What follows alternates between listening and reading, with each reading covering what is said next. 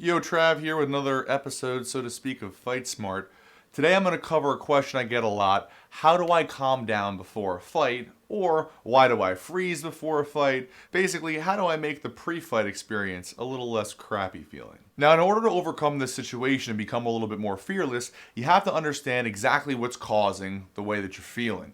And it all has to do with the way your brain communicates with your body during your fight or flight response. I'm sure you've heard of this before. Basically, anytime your brain interprets a threat, whether it's a lion or a stampede or just some dude who says he's about to punch you in the face, it reacts by making a bunch of biological changes which put your body in a much better state to deal with that fight. Your bronchial tubes open up. That's your lung tubes, so to speak. The ones that deliver air and oxygen. And your veins relax. They open up, they dilate, and that allows you to pump blood to your muscle. However, your brain simultaneously shuts off your digestive system.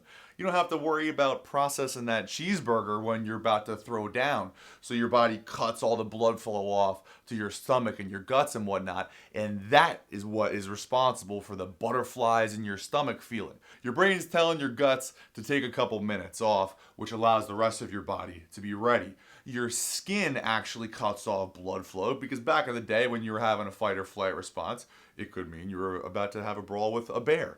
And if your skin was getting cut and lacerated, it doesn't make sense to have it bleed out. Additionally, it'll make you look a little pale.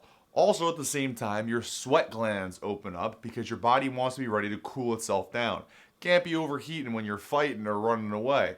So now you're pale, you're clammy, and you feel sick to your stomach, which is obviously kind of a conglomerate of shittiness. Now, the big problem with this is that most people immediately assume that something is wrong with them. They feel this crappy feeling and they feel like their body's about to shut down.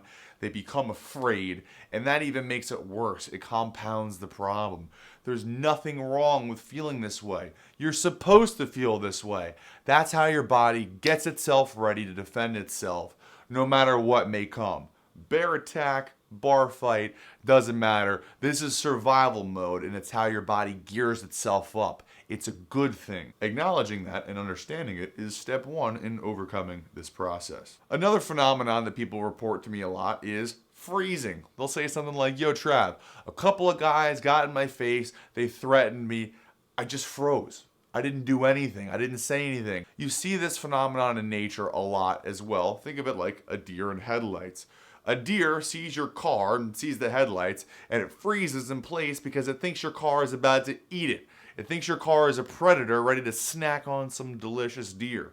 So it stays still and it stays in place in an attempt to not attract any attention to it. It thinks that by not moving, it's going to slide under the radar. Now, if someone gets in your face and starts threatening you, your brain interprets the threat. Your fight or flight response is kicked into gear. Freezing is just one of those things that might happen depending on your particular reaction. It doesn't mean you're a pussy. That's just how your body reacts to a threat. The real thing we need to focus on is how to turn down the volume knob on your fight or flight response so that you don't freeze, you don't feel too nauseous and don't feel too clammy, and you don't feel too weak, and that you can act in the situation and you can act in such a way that's going to make you proud. Now, I hate to do it, but I gotta drop some more science on you. The part of your nervous system that controls your fight or flight response is called the sympathetic nervous system.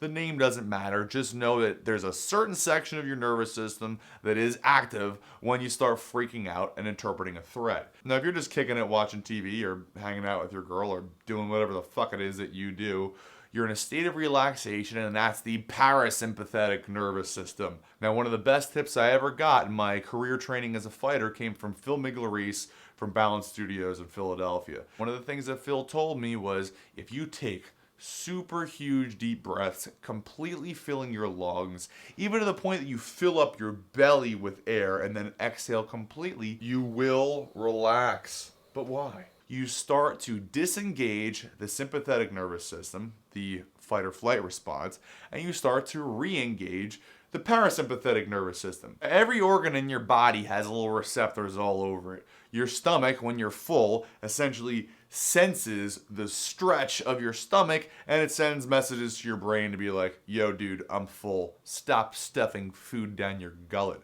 Your lungs also have a similar response, except when you start stretching your lungs repeatedly, you take these huge deep breaths, whatever hormonal messages your lungs put out into your body start to trigger that parasympathetic or relaxation state of your nervous system.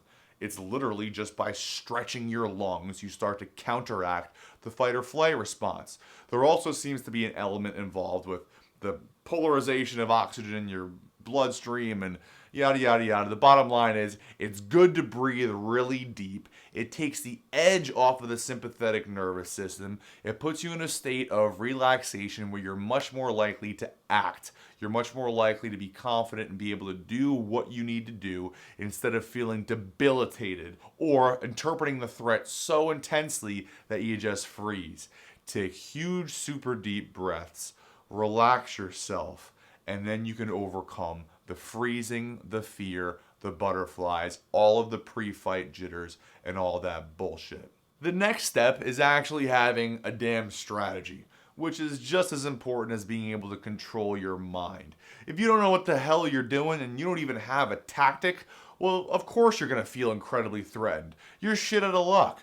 So the next thing that you need to do is you need a damn good combination, a damn good fight strategy. And that's the next thing I'm going to give you. However, you have to go to howtofightnow.com in order to get it. You can just poof, click whatever link I just made pop up using my savvy editing techniques. You'll be taken to the website and I'll give you one of the best combinations and strategies that you can use and throw the moment that a fight is popping off so you can win and go home like a f***ing champion instead of feeling bad about yourself. If you just learned something, click the like button. Also, post this on the Facebook wall of somebody that you think needs to learn how to chill the f*** out. I think that's it. Go to the website, howtofightnow.com. I'll see you there. Yeah.